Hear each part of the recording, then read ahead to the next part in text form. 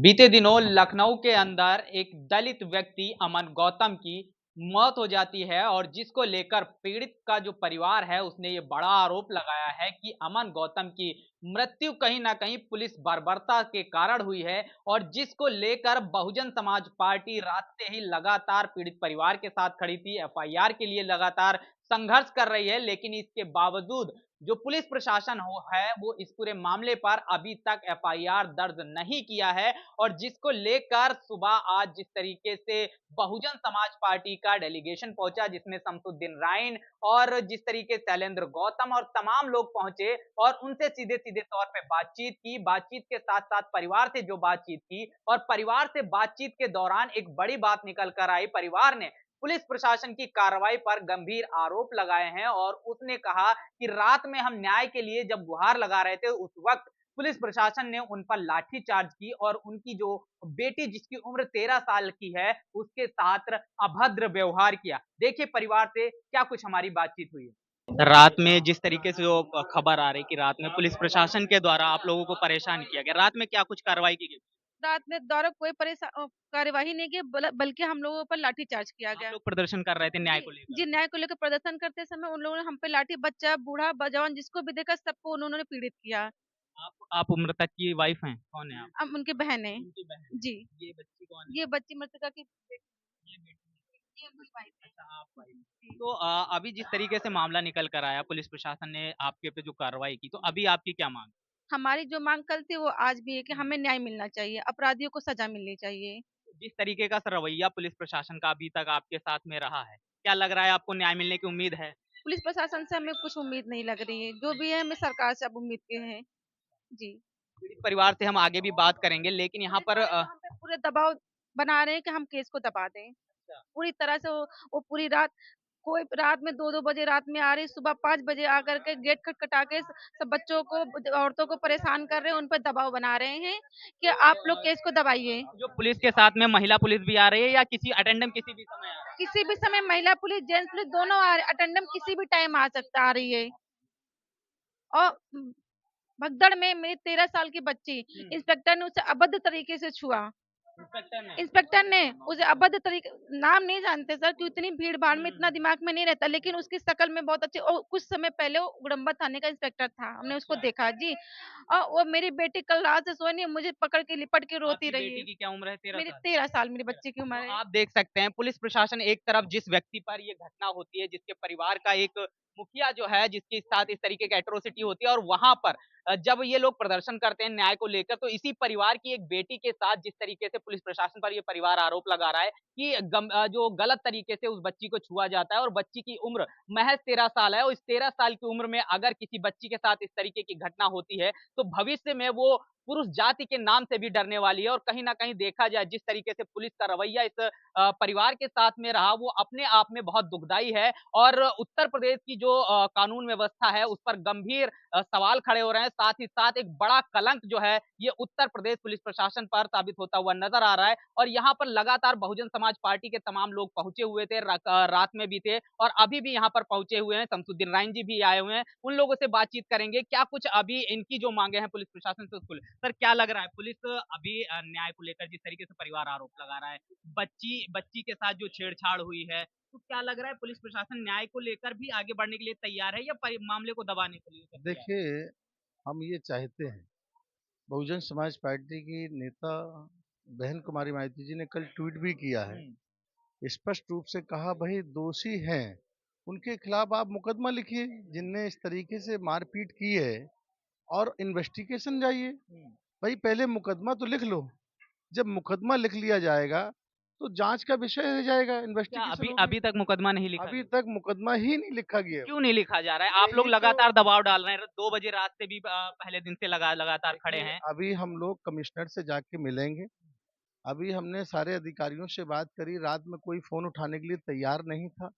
जब इन लोगों को समझा-बुझा कर के भई न्याय माँगने एक संवैधानिक दायरे के ये लोग गए, धरना प्रदर्शन अपना किया।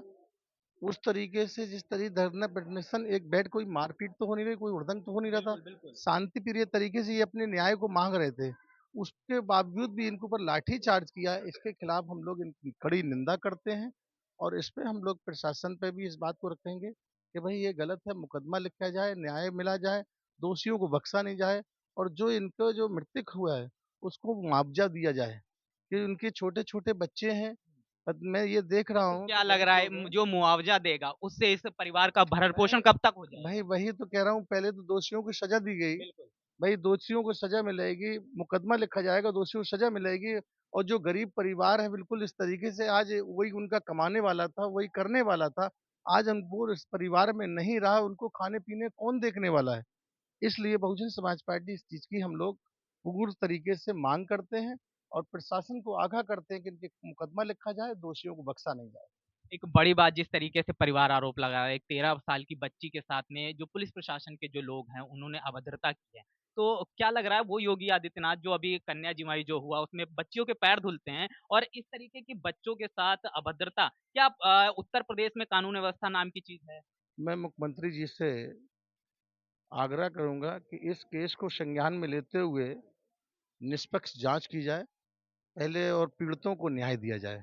मैं उनसे आग्रह करता हूँ कि इस केस को समझे जिस तरीके से आप सबका साथ, सबका विकास, सबका साथ, महिलाओं का सम्मान की बात करते हैं। आज महिलाओं का सम्मान बेटियों को मारा जा रहा है। 13 साल की बच्ची जिस तरीके से उसके साथ अभद्र व्यवहार किया है, ये कड़ी इसकी निंदा करते हैं हम लोग। अगर इसी रवैया अगर पुलिस प्रशासन का नहीं बदलता है, परिवार को न्याय नहीं मिलता है, तो बहुजन समाज पार्टी का अगला कदम क्या होगा?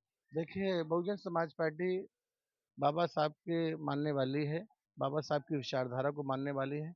हम लोग एक जो अनुशासित तरीके से प्रशासन पे दबाव बनाएँगे और हम अपनी लड़ाई को लड़ने का काम करेंगे और पीड़ित को न्याय दिलाने का काम करेंगे। जो पूर्व एमएलसी हैं, सर आप यहाँ पर आए हैं और जो मामला निकल कर आ रहा है, अगर इस पर उस तरीके से कार्रवाई नहीं होती, तो आपका अगला कदम क्या होगा? देखिए, हम लोग भारतीय संविधान में हमारी आस्था है। हम लोग शांतिपूर्वक संवैधानिक तरीके से इस लड़ाई को लड़ेंगे।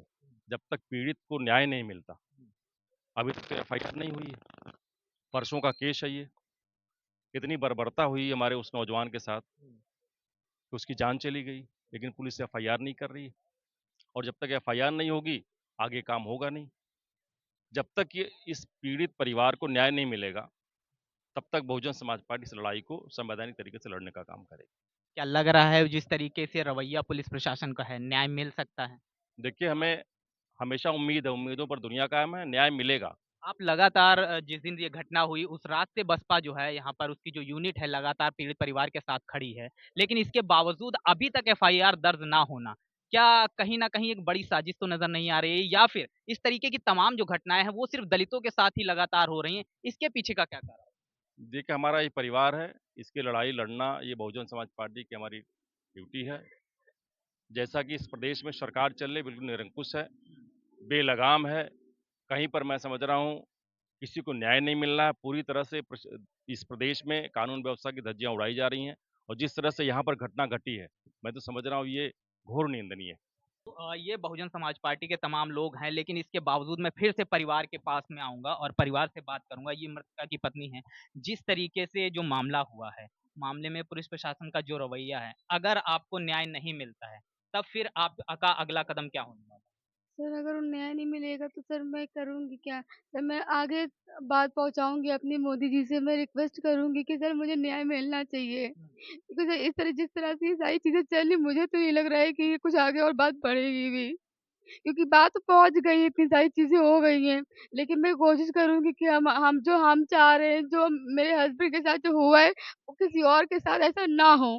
कि जिस तरीके से कि ऐसा नहीं होता ना कि आप किसी को भी पकड़ा हो आपने और आपने किसी भी केस में उसको अंदर कर दिया, आप लेके जा रहे रास्ते में उसकी डेथ हो गई। ऐसा कभी नहीं हुआ है कि आप उसको आपकी कस्टडी में हुआ है, आपकी ज़िम्मेदारी है कि वहाँ पे हुआ क्या है।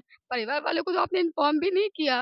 वो तो वहाँ के मोहल्लों ने देखा तो उन्होंने बताया कि ऐसी-ऐसी बात हुई है। अरेस्ट किस लिए किया था? किस लिए ले जाया गया था? कोई मुकदमा था उनके ऊपर या लड़ाई झगड़े की कोई बात? कुछ नहीं था, सिर्फ़ वो टहलने के लिए निकले थे। कहा गया कि वो जुआ खेल रहे थे और जबकि वो तो अपना काम घर से निकले, घर से कितनी देर में वो जुआ खेलने पहुँच गए। हो रहा होगा जुआ वहाँ पे, लेकिन जो लोग खेल रहे थे वो तो भाग गए ना। अगर वो खेल रहे होते तो वो निकल जाते हैं, जैसे सारे लोग भागे। वो वहाँ बैठे थोड़ी ना होते और वो जबकि वीडियो भी वो सामने आई है, वो दिखा रहे हैं कि हमारे पास चंदा की की पर्ची है, हम चंदा लेने इधर आए, हम यहाँ जुआ नहीं खेल रहे, लेकिन उसके बावजूद भी सुनी नहीं गई उनकी। अब ये जो बच्ची है अपने पापा के बारे में पूछ रही है तो सर इसके बाद क्या बताइए, तुमको पूछ रही है अपने पापा के बारे में, क्या हम इसको बताएं, हम इसको क्या जवाब देंगे कि ये कैसे हम इसको रखेंगे, कहाँ से इसको हम पापा ला के देंगे। अगर ये आवाज योगी आदित्यनाथ तक पहुंचती है जो बच्चियों के पैर धुलने का काम करते हैं तो उन्हें भी इस आवाज को सुन के, इस बच्ची के चेहरे को देखकर उस न्याय और पुलिस प्रशासन के जो भी लोग दोषी हैं उनके खिलाफ सख्त से सख्त कार्रवाई करनी चाहिए। लेकिन परिवार से फिर मैं वही बात पूछूंगा, आपसे मैं वही बात पूछूंगा कि अगर पुलिस प्रशासन इस पर कार्रवाई उस तरीके से नहीं करता जिस तरीके से आप लोग चाहते हैं, न्याय आपको नहीं मिलता, तो अगला कदम आप लोगों का सर सिर्फ पुलिस प्रशासन नहीं है, ऊपर भी न्यायालय हमारा है। क्या? जहाँ तक हमारी आवाज़ जाएगी वहाँ तक हम जाएँगे, चुप नहीं बैठेंगे। जब तक हमें न्याय नहीं मिलेगा, हम अपने सा लड़ाई लड़ते रहेंगे। उम्मीद है आपको न्याय मिलने की। जी, मुझे सरकार से योगी नाथ से पूरी उम्मीद है कि वो हमें न्याय देंगे। अगर आप उत्तर प्रदेश की राजधानी में हैं, यहाँ योगी आदित्यनाथ यहीं रहते हैं, पूरा प्रदेश को यहाँ से सँभालते हैं और मामला जो है लगातार तूल पकड़ रहा है, मीडिया से लेकर तमाम लोग दिखा रहे हैं। इसके बावजूद पुलिस प्रशासन के खिलाफ उस तरीके की कार्रवाई ना करना, योगी आदित्यनाथ का उस पर उस तरीके से बयानबाज़ी ना करना या उनके खिलाफ कार्रवाई ना करना, तो कैसे उम्मीद जग सकती है कि हमें न्याय मिल सकता है?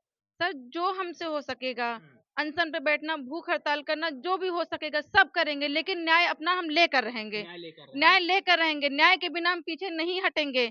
जो हो सकेगा, जितना पुलिस को लाठीचार्ज करना है करें, जितना मारपीट करनी है करें, डटे रहेंगे, कितनों को मारेंगे, 1 को मारेंगे, 2 को मार आज हमारा पूरा गाँव हमारे साथ खड़ा है।